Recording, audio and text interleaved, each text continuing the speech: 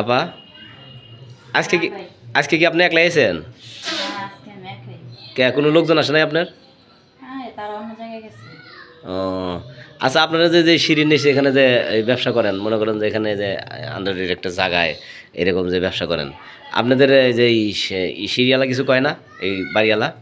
না, তারা কিছু করে না, কারণ তাদেরও কম বেশি ডর লাগে আমার দিকে। ও এখান থেকে আবার তাদের কিছু দেন?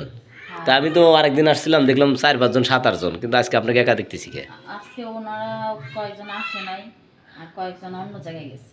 ও ওরা বুঝতে পারছি। ওই জায়গায় টাকা বেশি পায়, ও, বুঝছেন? মাল কামাইতে পারে বেশি। মানে ওই অন্য জায়গায় যায়। আচ্ছা, এই জায়গা থেকে কি বুক করে, যে আপনার যে ছাদে দেখলাম যে জায়গা, আপনারা কি ওই ছাদে কাজ করেন নাকি? হ্যাঁ, হ্যাঁ, হ্যাঁ। ওই ইয়েতে যান না আপনারা, ওই যে ভাড়া যান না দূরে, মানে বাসা বাড়িতে যান না? ওরা পেমেন্ট বেশি হইলে যাই। শোনেন, আমি আপনার টেনশন করেন না, আমি আপনাকে যে এই কয়েকটা কথা প্রশ্ন করতেছি, আপনি একটা কাজে কয় টাকা করে নেন? একটা কাজে কারখানা 500, কারখানা 1000। ও, 500-1000 করে নেন না? হুম।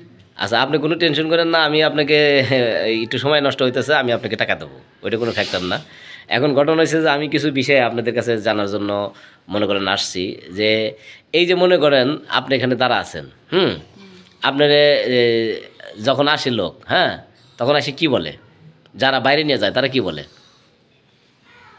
যারা বাইরে নিয়ে যায় তারা কি বলে, সবাই তার ভালো চোখে দেখে না, তাই হুম না? হুম কেউ আসে তাদের ইচ্ছা পূরণ করার জন্য, হুম আবার কেউ আসে তাদের আহ, মানে এইসবের নাম কইরা কোন মেয়ে ভালো কোন মেয়ে খারাপ এগুলো যাচাই করতে।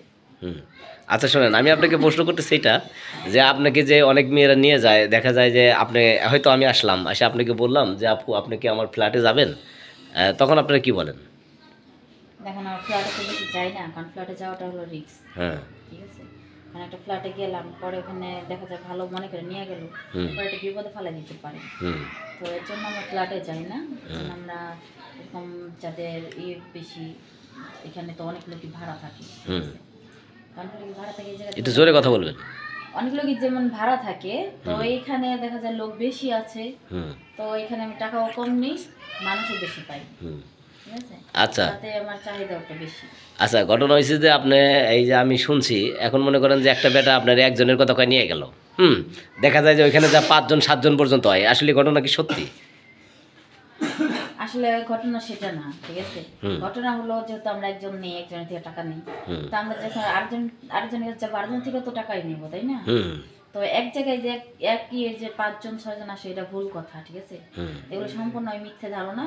এগুলা করে যাতে আমাদেরকে আরো খারাপ বানানো যায়, কিভাবে খারাপ জায়গায় নেওয়া যায়, হুম কত নিচে নামানো যায়, এটাই। কিন্তু আমরা এগুলো করতেছি যে পেটে দেয়, হুম আমরা এগুলো পেটে দেয় করতেছি, কারণ আমাদের আহ, কারোর ফ্যামিলি নাই, নিজে একা, বা কেউ অসহায়, হুম এরকম পরিস্থিতি খারাপে অবস্থায়, যার কোনো দিকে কোনো পথ খোলা থাকে না, তখনই কিন্তু একটা মেয়ে এই জায়গাটায় আসে।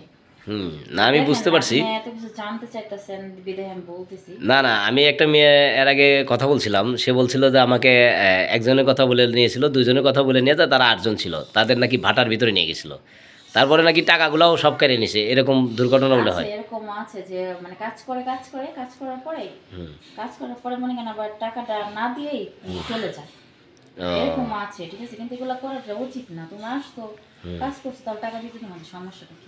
সেটাই। আচ্ছা, আমি আপনাকে একটা প্রশ্ন জিজ্ঞাসা চাইছি, যে এরকম যে করে, আসলেই এরকম ফাঁদে কি আপনি কোনোদিন পড়ছিলেন, না আপনি খালি শুনছেন?